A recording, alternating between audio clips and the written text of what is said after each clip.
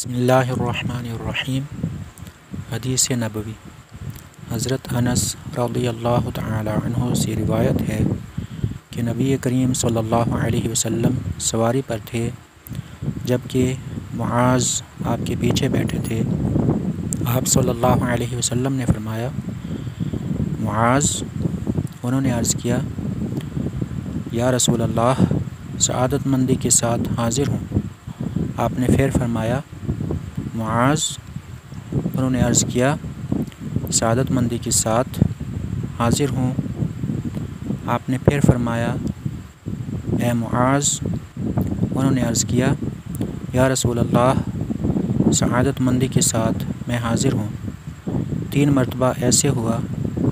پھر آپ صلی اللہ علیہ وسلم نے فرمایا، جو شخص صدقے دل سے یہ گواہی دیتا ہو کہ اللہ کے سوا کوئی معبود برحق نہیں، اور یہ کہ محمد صلی اللہ علیہ وسلم اللہ کے رسول ہیں، تو اللہ اس پر جہنم کی آگ حرام کر دیتا ہے۔ انہوں نے عرض کیا، یا رسول اللہ، کیا میں اس کے متعلق لوگوں کو نہ بتا دوں تاکہ وہ خوش ہو جائیں؟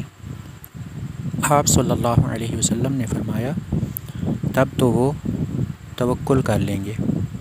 پھر معاذ رضی اللہ تعالی عنہ نے گناہ سے بچنے کے لیے اپنی وفات کے قریب اس کے متعلق بتا دیا۔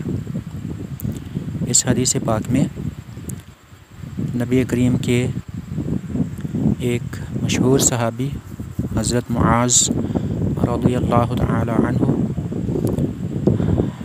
کا ایک واقعہ ہے۔ حضرت معاذ رضی اللہ تعالی عنہ کو نبی کریم نے 3 مرتبہ خطاب فرمایا،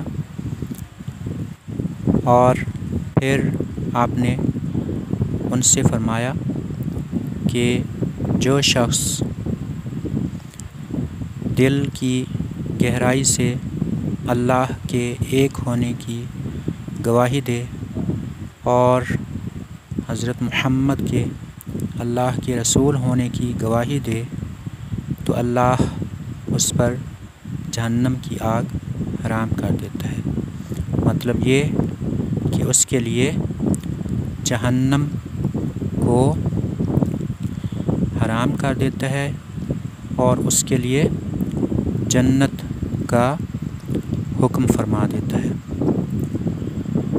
جب حضرت معاذ رضی اللہ تعالی عنہ نے یہ خوشخبری سنی تو انہوں نے عرض کی، یا رسول اللہ، کیا یہ بات میں لوگوں کو نہ بتا دوں تاکہ انہیں خوشی ہو؟ تو آپ صلی اللہ علیہ وسلم نے فرمایا کہ اگر تم ان کو بتاؤ گے تو وہ اسی بات کو لے کر نہ بیٹھ جائیں کہ بس ہم توحید اور رسالت کی گواہی دے لیں تو کافی ہے، بلکہ انہیں چاہیے کہ وہ اعمال صالحہ کرتے رہیں۔ یعنی آپ نے حضرت معاذ کو اس وقت یہ خوشخبری دینے سے روک دیا تاکہ لوگ اعمال صالحہ کی طرف رغبت جاری رکھیں۔ لیکن جب حضرت معاذ رضی اللہ عنہ کی وفات قریب آئی تو انہوں نے یہ سوچا کہ اگر یہ حدیث پاک میں نے آگے لوگوں تک نہ پہنچائی تو مجھے گناہ ہوگا، اس لیے آپ نے اس سے متعلق بتا دیا۔ اللہ پاک ہمیں کلمہ طیبہ پر ثابت قدم رکھے، آمین۔